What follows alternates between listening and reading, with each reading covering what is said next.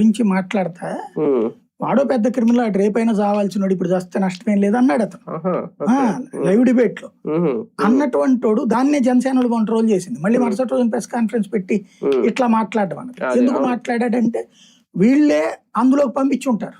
అది ఎందుకంటే అక్కడ ఇంకొక కుర్రోడు ఎవరో ఉన్నాడు కదా మామ అన్నాడు, అదే మీరు చెప్పిన చేతిలో కాదు. అతను అగ్రెసివ్ తీసుకుని అతను స్టెప్ తీసుకుంటున్నాడు. రేపు పొద్దున కాంపెన్సేషన్ లో వాటానో లేకపోతే ప్రచారం అతనికి వస్తుందని ఇతను దిగినట్టున్నాడు. మేబీ ఇతను దిగేసేసి కేసు మొత్తాన్ని డైవర్ట్ చేసేసాడు. ఇటు అంటే వాళ్ళ అమ్మని డౌన్ ప్లే చేశారు వీళ్ళిద్దరు కలిసి. అది ఫస్ట్ వాళ్ళ అమ్మ పోరాటం ద్వారా ఇష్యూ వెలుగులోకి బయటకు వచ్చింది. అవును, హైవేస్ కార్పొరేషన్ అప్పుడంతా వీళ్ళు లేరు. ఆవిడే ఇండివిజువల్ గా ఎప్పుడైతే కాంపెన్సేషన్ బిగిను తర్వాత ఈ గొడవ అనగానే వాళ్ళిద్దరు దూరారు. దూరిపోయి పార్టీలు తెచ్చింది వాళ్ళే, కులం తెచ్చింది వాళ్ళే, అంతా తీసుకొచ్చింది వాళ్ళే. మళ్ళీ కులానికి సంబంధం లేదు. ఇక్కడ నాకు భలే నీతి భలే అనిపిస్తుంది.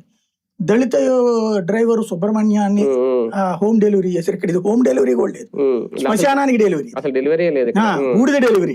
అంతే. అక్కడ వాళ్ళు ఇన్ని సంవత్సరాల నుంచి చెప్పుకొచ్చేటువంటి సుబ్రహ్మణ్యం కేసులో సెవెన్ డెలివరీ. వీళ్ళ ప్రభుత్వం ఇంకొక స్టెప్ ఎదిగింది అనమాట, బూడిద డెలివరీ స్టేజ్కి వచ్చారనమాట.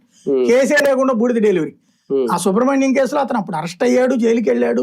కాకపోతే పోలీసు అధికారులు దాన్ని తప్పు చిన్న కేసు కింద టర్న్ చేసే ప్రయత్నం చేసుకొచ్చారు. లొంగిపోయాడు అన్నటువంటి ప్రాతిపదికను చూపించి. బట్ అయినా కూడా ఇప్పుడు అనంతబాబు నిన్నాళ్ళు కూడా ఇప్పటికి కూడా మళ్ళీ కేసులు పెట్టి